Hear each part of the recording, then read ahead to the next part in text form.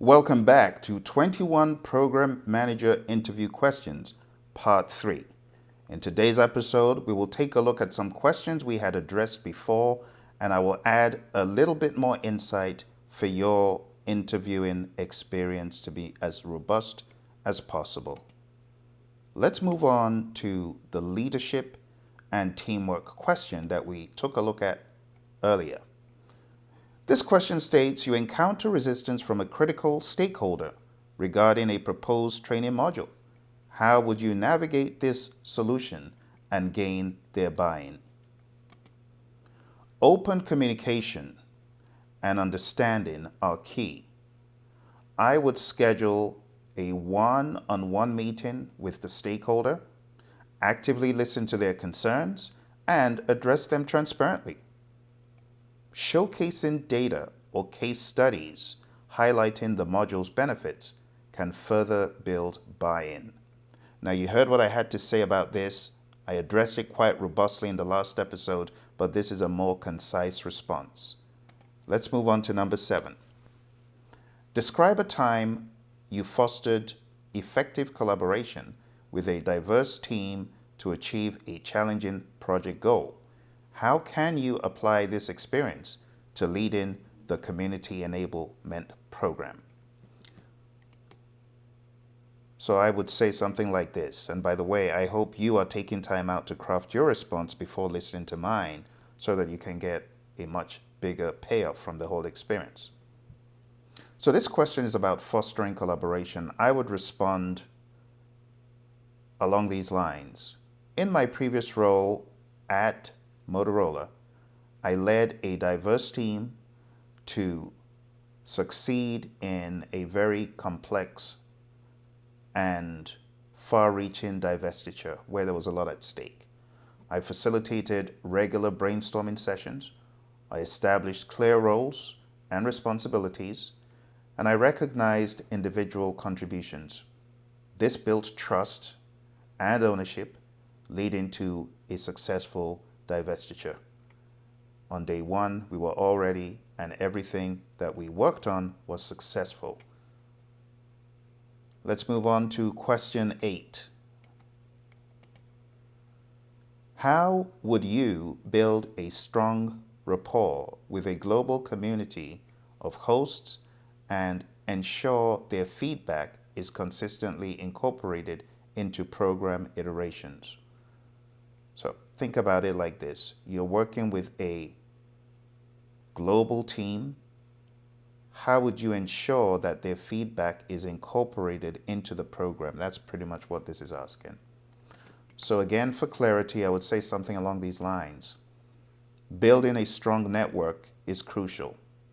I would personalize communication, actively seek feedback, and I would host regular calls or forums to foster open dialogue and collaboration.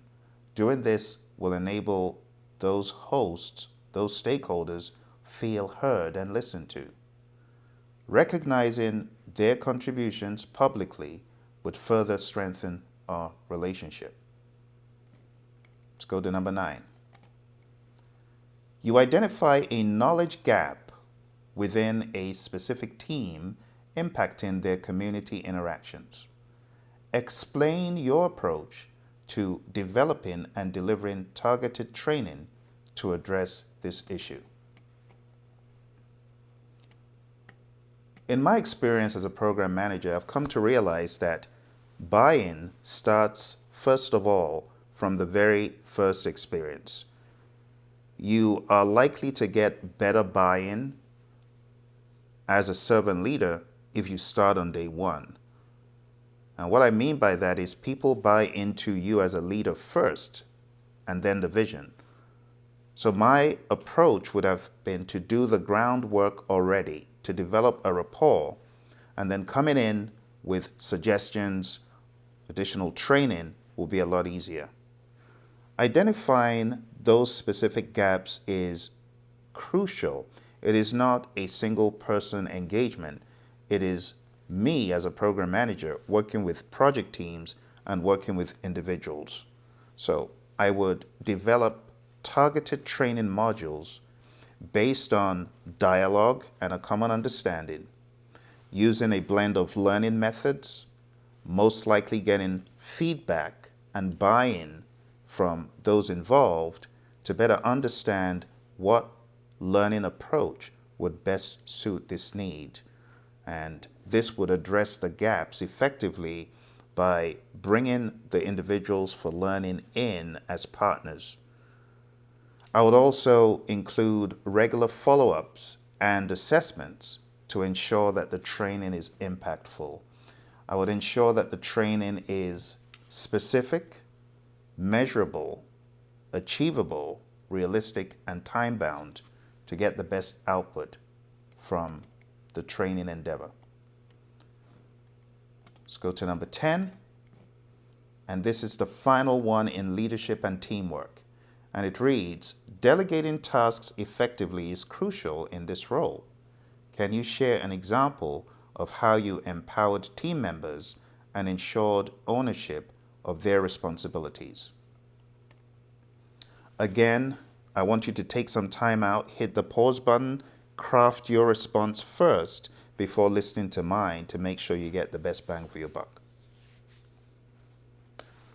The key to effective delegating is to begin getting collaboration and buy-in leverage right from the get-go. And the way to do that is by being a partner, by being a servant leader as well. And delegation, in my mind, is all about trust in partnership. It's about trust and clear communication in partnership. In order to clearly communicate, as I did on a previous project, where empowerment of the team was important, I started off with a very transparent RACI chart. And RACI just means a responsibility, accountability, consult, inform matrix. And from this matrix, it was very clear which department and which individual and which department was responsible for each activity or each piece that they needed to own. Once it was clear that these roles and responsibilities were assigned to certain people, regular check-ins and support ensured that they felt confident in the tasks that they had been given. Empowerment is key when it comes to delegating. It's important that people understand they have been empowered, as opposed to thinking a dirty job has just been dumped on them or something that is beyond them. So what I've realized from delegating is to foster that sense of open communication in the team culture, feedback right from the get-go, understanding what team members are comfortable with and what they're not, but allowing team members to take ownership and to problem solve independently before bringing problems to me or to a wider audience.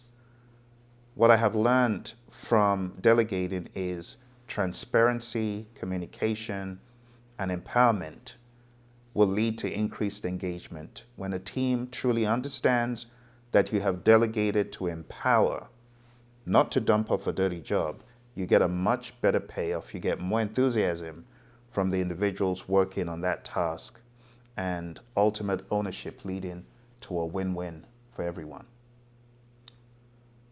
And with that, my friends, we have come to the end of episode 3.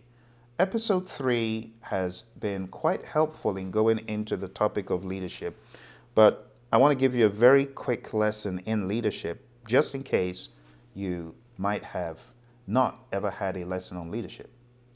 So the question is, what is leadership? And my mentor, John C. Maxwell, we call him America's leadership guru, he says the true measure of leadership is influence, nothing more, nothing less. So when you're answering these questions, you need to understand that everything rises and falls on leadership. And leadership is influence.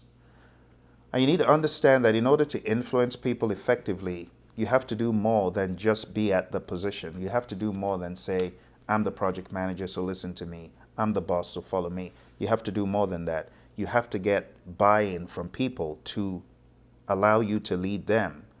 And this boils down to likability, trust, having those traits that enables people warm up to you. Some bosses are inept when it comes to helping people feel that they're appreciated, helping people feel empowered. And that's why I say concentrate on level two. Level two is all about the likability. And likability just means getting people to know, like, and trust you. And for people to know, like, and trust you, you have to do the following things. I'm going to give you some very quick tips for leading at level two. In order to lead at level two, which we call the permission level, because at this level, people follow you because they want to, not because they have to. That's level one. Level one is position. But level two, to be a great level two leader, these are the things you need to focus on. Coming into a firm, you do not have the track record, but you have the ability to do this. Number one, smile intentionally. I am not saying smile in a creepy kind of way or fake. No, no, no. Just channel your inner peace and happiness. Give a smile. No matter how slight that smile is, it's better than a deadpan look. But I also want you to show teeth. This is how humans are wired. Those endorphins, they are released, even in you, when you release a smile, when it's a genuine smile that comes from a place of comfort and happiness. So, a smile, okay? Next, likability through being nice. What do I mean by being nice? Let me break it down. Number one, you just have empathy, being empathetic. The golden rule is the next one. Do unto others as you would like to be done to you. The work of the great Robert Cialdini, which I have been studying now with him for some months, paying people compliments. It goes a long way. You want to be more influential at level two? Think about something like this. When you give a tip to a waiter that is beyond the normal, it's because they influenced you in some way. And at this level, if you influence people in a profound way, you'll get a huge return. I'm not saying they will tip you, but they will buy into you as the influential leader. So paying compliments to people in all sincerity, it goes a long way. Some people don't pay compliments. They're very stingy with their compliments. But don't be that way. Pay people compliments. Find the positive in everything, right? And in everyone. And I'm telling you, people warm up to positivity. They smell it a mile away. The great Zig Ziglar calls it PMA, positive mental attitude. Coming with a positive mental attitude to any firm you're in, it will get you leadership leverage. It'll get you ground, okay? The next one I want to strongly recommend is you work on trust building. John says, trust is like change in a leader's pocket. With it, he is solvent. Without it, he is bankrupt. Absolutely bankrupt. We don't want to be bankrupt. We want to be solvent. And it takes a while to build trust, and it's important that we keep that trust in place. Don't let it come crashing down like a pack of cards. So in order to be an effective leader, to allow people, to help people see how genuine you are, which is another one, by the way, just being real, right? Genuine. When people can see your realness, your positivity, you have empathy, you obey the golden rule, you're trustworthy, it gets you further ahead as a leader, my friends. It gets you more leverage because level one is just the position, it's the title. In order for you to lead great in any position, you need to evolve beyond level one into level two, which is being likable, ready, smile. That's one of the best things you can do because when you come across people for the first time, they don't know who you are, they don't have your track record, they don't have your history, but they do have your appearance and they also have your countenance. They also have your vibe. So you got to have that positive energy and positive vibe. You got to give positive energy. You got to give energy, not suck energy. And when you do that, you become a better leader. When you really care about people, when you have the servant leader mindset, which is what can I do for you today? It's a posture. It's not even the practice of it yet, but just the servant leader mindset and posture. It comes out in your body language if you didn't know. When you're closed off to people, they can tell. It shows in your body language. When you're open to provide help, they can tell. And that's why in today's episode, the questions that I asked you, they are very heavily leadership oriented. And if you have these postures, this philosophy, I'm telling you, it is going to help your game. It is going to help you lead at every level. So when it comes to leadership and teamwork, you're going to have a positive mental attitude to know that you are nothing without the team, as the great Anna Wintour, editor-in-chief of Vogue, said. When it comes to identifying knowledge gaps, you're going to look at this as an opportunity. You're going to look at this as leverage for your team. When it comes to delegating, you're going to see that as empowerment. When it comes to developing and working with teams, which is the next thing we're going to go into on learning, you're going to rejoice because you're going to see it as a way for your team to get more information and win. Everything you do, you're going to look at it from a leadership angle, from a leadership lens, right? Building a strong rapport with global community, you're going to celebrate this because you know teamwork makes the dream work. And you know that you're nothing without the team. And you know that none of us is as smart as all of us. It's all those great leadership philosophies and ideas and postures that will get you to truly become an excellent leader. I hope you enjoyed this episode. Don't forget to hit like, subscribe, and share. And I look forward to speaking to you in our next video, which is going to be, as you saw, on the technical pieces. That will be part 4. See you soon.